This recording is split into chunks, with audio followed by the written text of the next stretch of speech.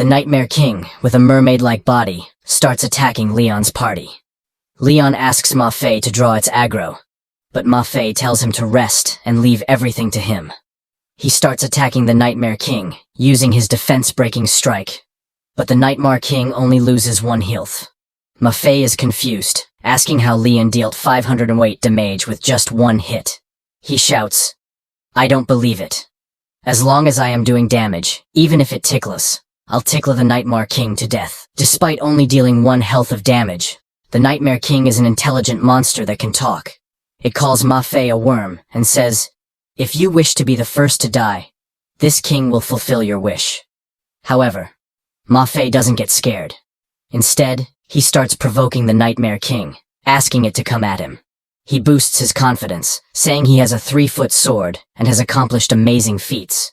He questions why he should fear death when the Nightmare King's giant hand comes towards him. He asks Yang Xiang and Zuo Wu to block the Nightmare King's attack. Both of them use their sand-binding and shield of light to weaken the attack right before Ma Fei. However, this is not enough to completely stop the Nightmare King's attack. The Nightmare King's attack has been weakened by 2 levels, but Ma Fei is losing his health fast. Ziyue is healing him, and he is barely able to hang on. Ma Fei shouts loudly, saying that he can't hang on much longer. He asks Leon if he is ready, because if not, he cannot block the Nightmare King's attack anymore and is going to die right here. Leon tells him not to worry, because he is coming. He jumps from behind and attacks the Nightmare King with his full power, dealing 182 damage. However, right after Leon's attack, a system warning comes, telling everyone that the Nightmare King's health is too low, and it is about to activate the Realm of Nightmares. Leon is shocked to see that message because he doesn't know that the Nightmare King could do that. Suddenly, the Nightmare King activates his Nightmare skill, throwing a very powerful energy attack to his surroundings. Everyone is really surprised, and they all lose 10 health because of this attack of Nightmare King. Yang Xiang tells everyone to be careful because the Nightmare King does AoE damage when casting its spell, and they can't block that. Leon realizes that he can't give the Nightmare King the chance because he is pretty sure Wogan, who was the Nightmare Village head, and the rest were stuck here for that long because they got hit by this attack. So he prepares and attacks the Nightmare King to stop that spell. The Nightmare King loses 182 health by Leon's attack. His remaining health was 128. Leon is thinking that he just has to hit the Nightmare King 1 more time, and he will complete the Nightmare Village quest. He jumps into the air to make the final blow on the Nightmare King. Seeing this, Zhao Ziyue tells Leon to be careful, because she has got no more mana, so she can't heal Leon now. Leon says to her that he doesn't need to. He raises his staff high and attacks the Nightmare King with his full power. With Leon's attack, the Nightmare King loses all the remaining 128 health. A system notification pops up, saying congratulations to the player Leon for killing Nightmare Village's boss for the first time, and 30 free stat points have been awarded. Another system message comes, saying it has been detected that the player Leon defeated the Nightmare King boss with melee attacks. So 10 free stat points and 50 experience points have been awarded. The system congratulates Leon for leveling up in succession, and 10 more free stat points have been awarded to him. The hidden mission, Kill the Nightmare King, has been completed, and the system will distribute rewards according to player rating. Seeing the system message, everyone takes a sigh of relief that they finally did it. Everyone is really happy after defeating Nightmare Village boss. Suddenly, a system notification pops up saying, "Evaluation complete. System starts distributing rewards for completing the mission. Player Zhao Ziyue has received a D rank rating, and the D rank talent Spring Breeze and Willow has been awarded. Player Zuo Yu has received a C rank rating, and she also gets the D rank talent Spring Breeze and Willow. Player Yang Shi has received a C rank rating, and the D rank talent Ground Explosion Magic has been awarded. Player Ma Fei has received a C rank rating, and the D rank talent Separating the World with One Strike has been awarded. Lastly, player Leon has received an A rank rating and the A rank rewards, 50 experience points and a B rank skill book, Withering Magic. Everything Leon received was good, but he can't use this talent for now because of his 0 spirit status. However, Leon is not disappointed because at least there's still the Nightmare King soul. He wishes that the Nightmare King better drop some good stuff for him. Leon receives a dragon-piercing sword, a B rank weapon that increases attack by 100 points, ignores 30% of opponent's armor, and increases sword damage by 20%. It's a very good sword, but Leon is not happy because he can't use a sword. He can't believe how unlucky he is. Why would it drop a B-rank sword? Ma Fei is really excited after seeing a B-rank sword. Leon throws the sword at Ma Fei, saying it's all his. Ma Fei is confused, asking Leon why he gives him a B-rank sword just like this. Leon explains that he is giving this sword to Ma Fei because Ma Fei is the only one using a sword here, as Leon can't use it. So who else could he give it to besides Ma Fei? Hearing that, Ma Fei asks Leon if he doesn't know the value of B-rank equipment. Many players might not even be able to buy one no matter how much they spend. If Leon were to sell this, he would be able to get a house in the capital. But Leon doesn't care. He tells Ma Fei to go and have fun with it. Leon starts inspecting carefully into Nightmare King's soul so he can find another useful item for him. But he doesn't get another item. He gets angry, saying this trash Nightmare King only dropped one piece of equipment. After some rest, Leon starts looking at his status panel. After carefully looking at his status, Leon finds out that his strength has increased, but having 70 health is too little. If he gets touched, he will die. He also checks his talent, the Mage's Brave Heart. The system explained that when it is detected that the player Leon has killed an enemy using melee attacks, he will gain free stat points as a reward. The main effect of this title is that the player can raise other stat values to the same value as another stat value. But this talent also has some restrictions. Before using the main effect, only one stat can be selected to increase. Leon thought that since the passive's restriction doesn't allow for other stats to be increased, so he'll just have to think of ways to keep himself alive. He has to keep steady. He can't make waves. The system notifies everyone that the hidden mission has been completed, and all players will be immediately transported back to the real world. In the next moment, everyone teleported into the academy's main hall. All the students got really happy, seeing that Leon, Ma Fei, the class monitor, Zuo Yu, and the rest of them have returned too. Principal Shui, after hearing the news that Leon and everyone has returned, immediately came to meet them. He asked everyone if they were okay, because they had been gone for 2 days. Everyone thought Leon and everyone would never return. Principal Shui asked Leon what happened inside. When Leon explained everything to Principal Shui started laughing, saying that he guessed correctly. They all dropped into a hidden world.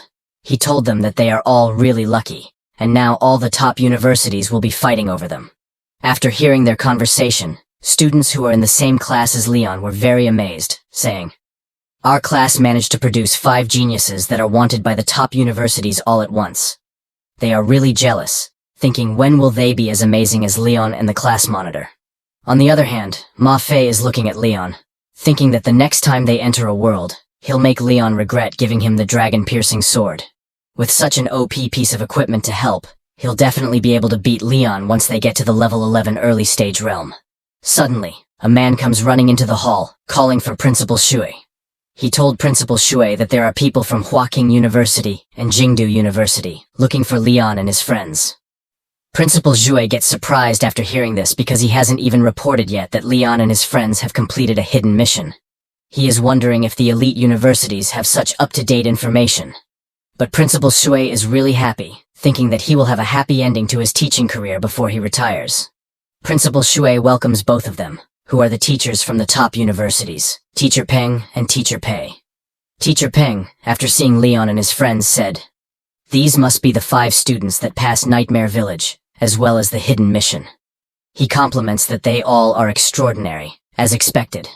He introduces himself to Leon and his friends, saying he is the teacher in charge of recruitment at Jingdu University, Peng Li. He says their school desperately needs geniuses like them, the other world's cream of the crop. If they're willing, he'll send over acceptance letters tomorrow. After hearing this, another teacher asks Teacher Peng if he is really that shameless, fighting for people without even conducting a test.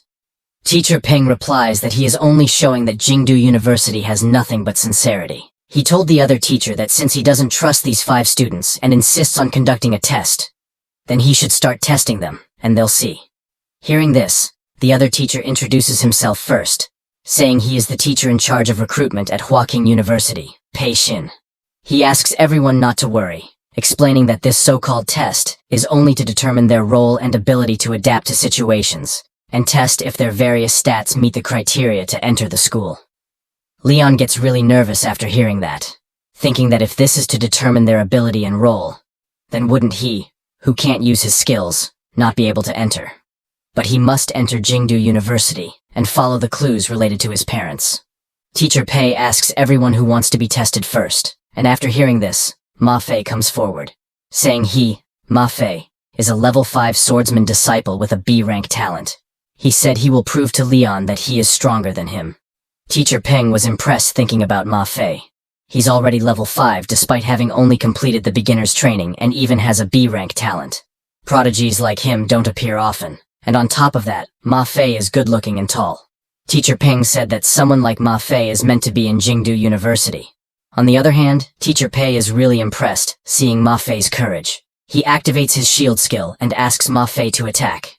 Teacher Pei is a level 25 middle-stage gunman disciple with 300 strength and 500 health. After hearing Teacher Pei, Ma Fei prepares his attack and asks Teacher Pei to be careful because he will not show any mercy. Ma Fei uses his world-separating strike and attacks Teacher Pei's shield. Teacher Pei gets really surprised after seeing that Ma Fei could break his defense. Although Teacher Pei is a gunman disciple and defense isn't his strong suit, he is still level 25. So it's very impressive of Ma Fei to break his shield.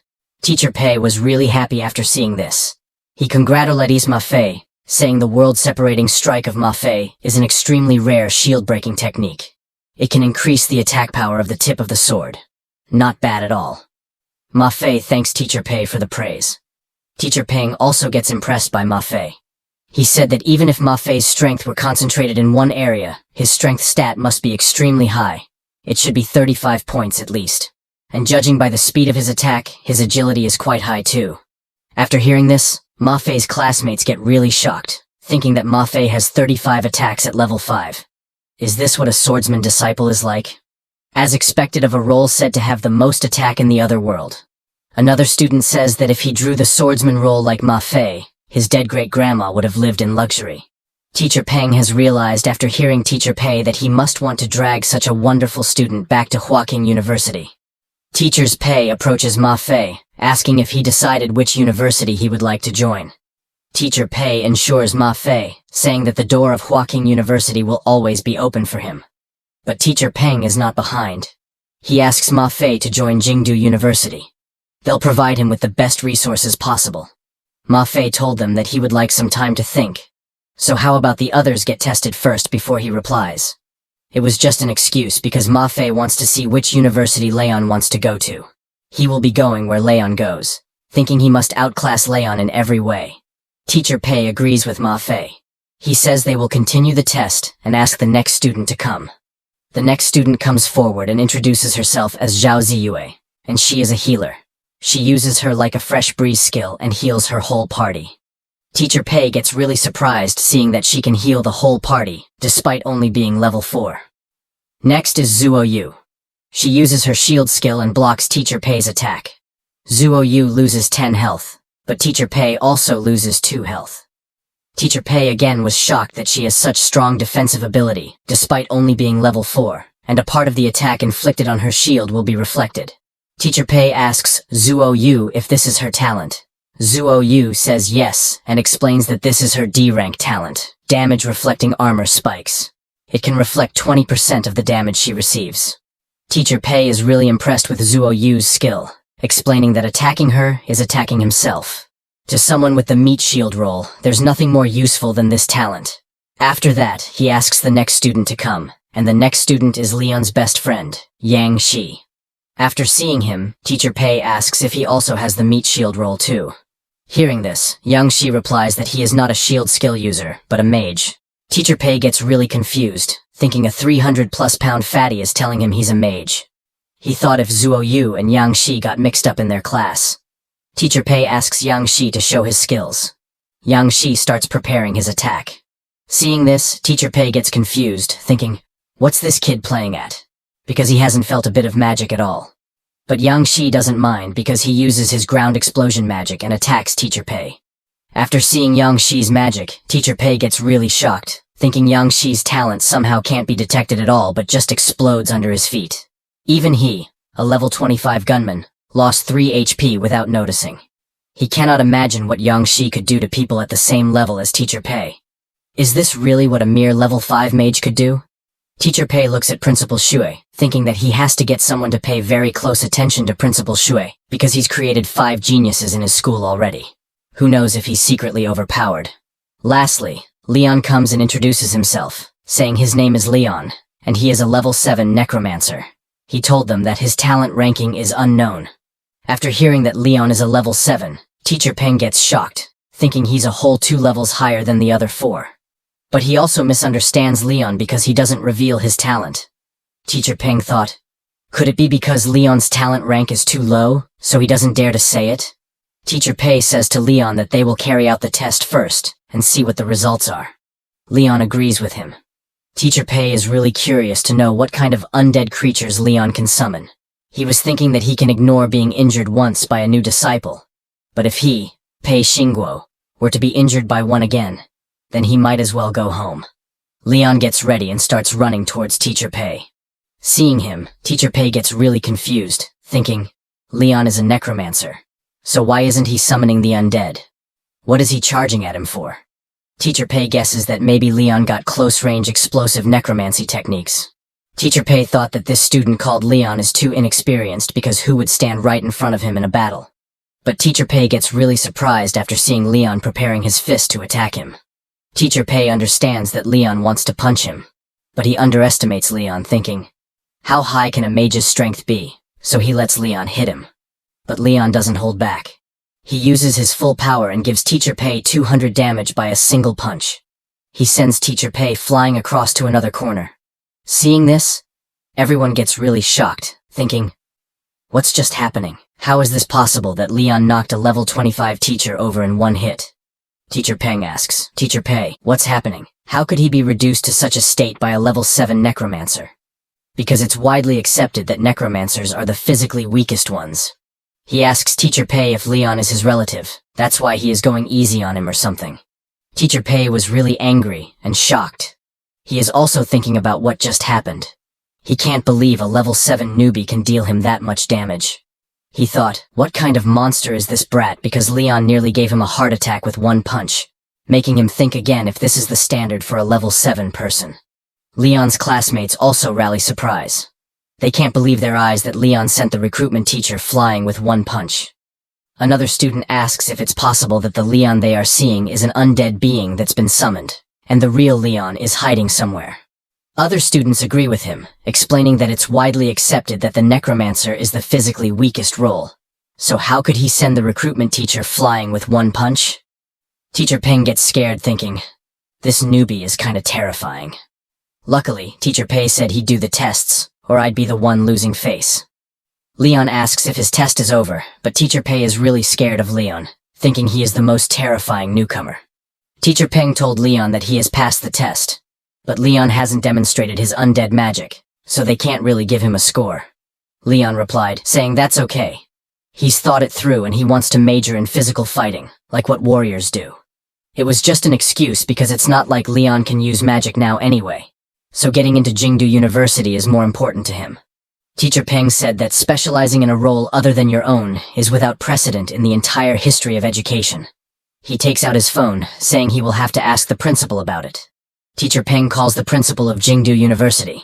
His principal asks him what happened because he didn't go to the 4th college in Sioux City to recruit students. Teacher Peng explains to him that he has found a terrifyingly talented necromancer here, and he wants to join the physical fighting major meant for warriors. Jingdu University's principal is really confused. He asks Teacher Peng what he wants to say, explaining in detail. Teacher Peng explains to his principal that he's only level 7, but he sent a teacher from Huaking flying with one punch. After hearing everything from Teacher Peng, Jingdu University's principal gets shocked.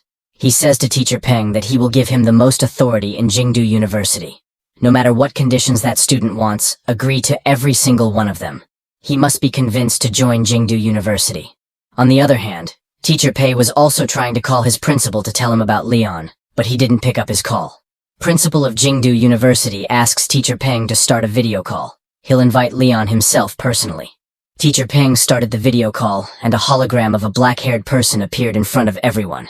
He introduced himself as the principal of Jingdu University, Ji Pingyang. He starts to convince Leon and his classmates, saying he hopes they will be willing to join him at Jingdu University, explaining that they have a long and glorious history and excellent teachers. Suddenly, Leon interrupts and asks Principal G to save his breath, saying he is going to join Jingdu University. Teacher Pei, after hearing that Leon is going to join Jingdu University, gets really shocked. He no longer required Leon into his university. He thought he'd get the rest of Leon's friends, and he'll fight for them. But before he says something, Principal G from Jingdu University asks Leon's friends that since they're all from the same class, why not join together? They can take care of each other too. They all agreed to him. Teacher Pei is really angry. He asks Principal G why he is taking them all. Isn't this a bit too much for Jingdu University? But Principal G ignores him, continuing his conversation with Leon and his friends. On the other side, Teacher Peng is really happy. He is thinking that this will be the highlight of his admissions career. Leon interrupts them and asks Principal G if he has a few more questions for him. He asks Principal G if he knows Leon's father, Ray. Principal G gets really shocked hearing that name. He asks Leon if he is the son of Ray and Karen, saying that no wonder he felt such a strong sense of familiarity the moment he saw Leon. Leon, after hearing that Principal G knows about his parents, asks Principal G if he knows where they are now. Principal G explains to Leon that they were both his students, but he hasn't seen them in over 10 years now. He can only tell Leon that his parents were very talented individuals. Principal G remembers that the two of them disappeared without a trace for over 10 years. He fears they've already died, but he cannot say that to Leon. He tells Leon that he hasn't been able to get more information about them since they graduated, but he remembers that they would often talk about a private world. He asks Leon to go to his private world. It may contain something his parents have left for him,